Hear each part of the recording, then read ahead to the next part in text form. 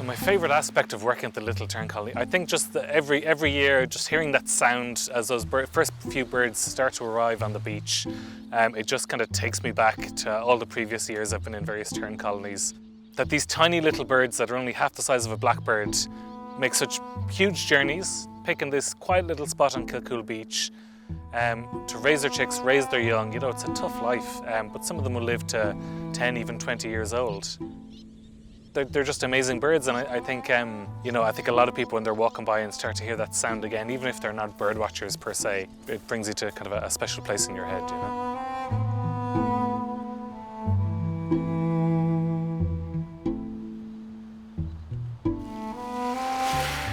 Little Tern colony, Kilcoole. In shallow nests among pebbles, most of the eggs survive the high tides. August slips into September. The fledglings, light as whelk shells, get ready to fly.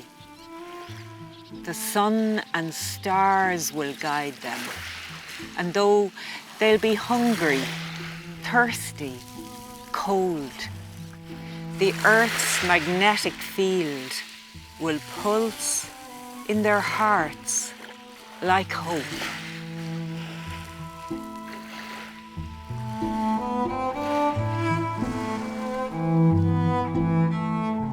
A couple of years ago, I was trying to cycle my way back from Wicklow town up along to Greystones, and I came across BirdWatch Ireland's amazing work that they do with the Kilcoole Little Tern colony here, and I got really excited about wondering what this was, and also the fact that the train line goes so closely by, but if you were on the train, you wouldn't really know this wonderful work that was happening right beside you.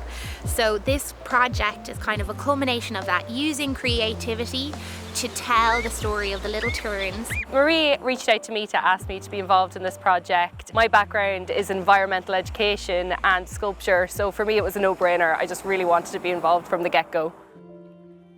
This location here on this shingle beach is so important because every summer it plays host to a colony of little terns just here nesting on the ground on the beach, and it's the largest colony of little terns in Ireland. We applied for the Creative Climate Action Fund from Creative Ireland, which is all about engaging people with the climate emergency and making them take action.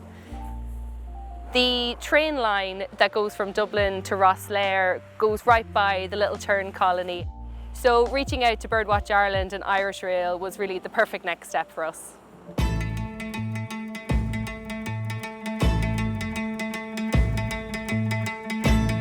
So for us it was really important to have the community involved. This project is all about people taking action for nature. So we really wanted to have the community of Kilcoole involved in this project from the get-go. There was something today you took out of it, like you were saying about the waders and stuff. You can fill in the blanks, something that you want, a drawing, or write down what you were thinking. We led a series of local workshops which were about learning more about the Little Tern, but through art. So at every workshop we used art, making, collage, to really think about Little Terns in a new way. Brian from BirdWatch Ireland was the expert and gave us all the facts, and Laura and I explored that, pushed it through the creative process. And this was the inspiration from what we're making in this sculpture at the station.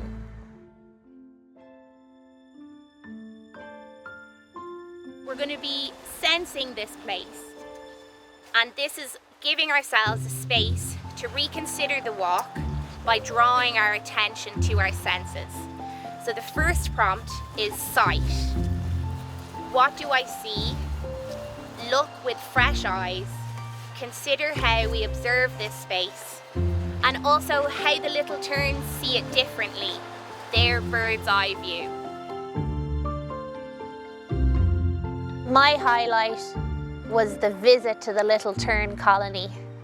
We did a mindful walk along the beautiful coastline here, down to Brian and his team, who told us firsthand about the importance of their work, and it was brilliant.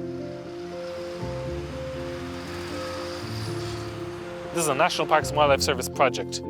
So we start set up usually the last few days of April, first few days of May. And it takes 2 weeks to set up all this fencing, to set up the hide, to get all our equipment and everything laid out. Like, it takes time. You don't just throw this stuff up, because this outer fence is meant to keep away people and dogs, and ideally a little bit of a deterrent to foxes and badgers and hedgehogs. But that inner fence, you've got electric fencing, you've got 2 of these flexi-net fencing that you see here as well, and that's to really keep stuff out. You know, it takes a lot of time, and that's, you know, you can see some of the slack and the stones in the bottom, so stuff can't just slip under it. There's a lot of, it's 2 weeks of setup, and there's a team of 3, sometimes we have 4 or 5 here. Occasionally we get 1 or 2 nests beyond the fenced area. Sometimes you get 10 or 20 down near Newcastle. The vast majority are in the fence, or just outside the fence this year. So we had 270 pairs at peak about 2 weeks ago, which is the most we've ever had. And I think more than any of the UK colonies too.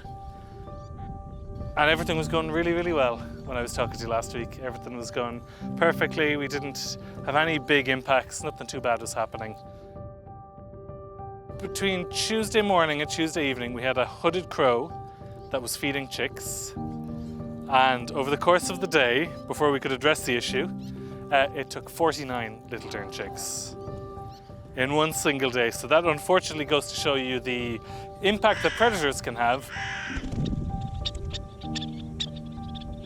I'd say there's only one other colony in Ireland that even fledges 49 chicks per year. You know, that's a national level impact. But like, if they're seeing more predators, do you think our birds able to kind of say, well, we need to adapt a little bit more and move ourselves in here a bit? You see, that's the thing. The predators are coming from the grass. Yeah. Are they? Okay. Hedgehogs are coming from there, mice and rats are going to come from there, your foxes even are coming from this direction. So I think the reason they would nest, and if this beach was wider they'd be further out, is because you're further away from where the predators are coming from. Predators aren't coming from up in the sea. Yeah, I see. Yeah. I was doing like the impact assessment reports for this, but like to actually see it in real life was like really inspiring somehow, because like birds are free and it's something that I like, just being free, and they inspire me a lot, so it was a good experience for me. I'm living here 40 years and that's the first time we've been down there. Wow. Just fantastic really to spend a little time just being present, sitting still with what's right on our doorsteps. This project is about making the unseen seen. This is actually going to be the site for the final artwork. It's going to be a sculpture representing the Little Terns. The final sculpture will be a series of birds made from upcycled old Irish rail signs. For us, it was really important to upcycle and recycle as much as we can.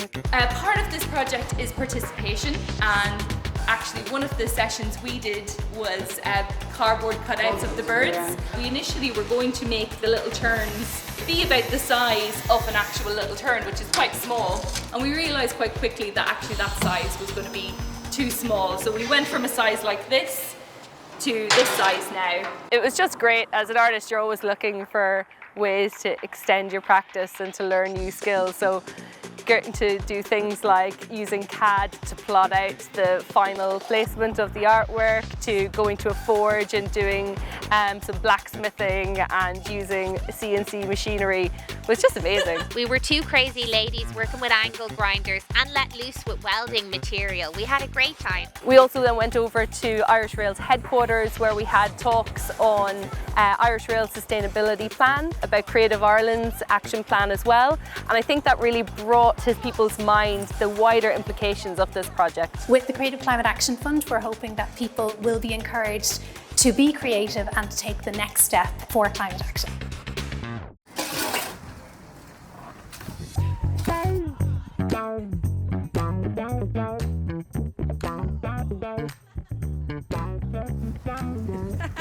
After all our work, we can't wait to install the piece. I completely understand where you want nature to thrive, but they will get blocked out if you don't either leave a concrete base or put in maybe like gravel base around each turn. This project is so important as it ties in with Inroad Éireann's commitment to biodiversity and sustainability, ensuring that we aren't just focused on maintenance of the railway, we identify opportunities to create enhancements. Collaboration is such an important aspect of that. The sculpture that's going to go in here is going to be fantastic, and I think already it's opened up a lot of people's eyes to the Little Tern Conservation Project here, to how important this little beach is for wildlife.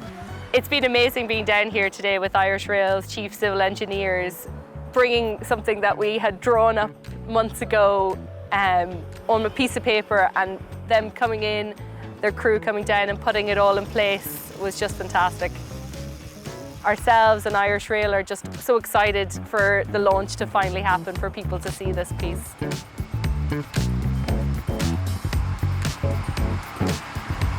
Yeah, so it's launch day and we finally have the artwork installed and we're just so excited.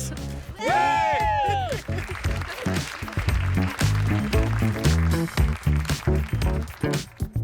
We're just so proud of it, and we just want to thank everybody who's been involved in the project.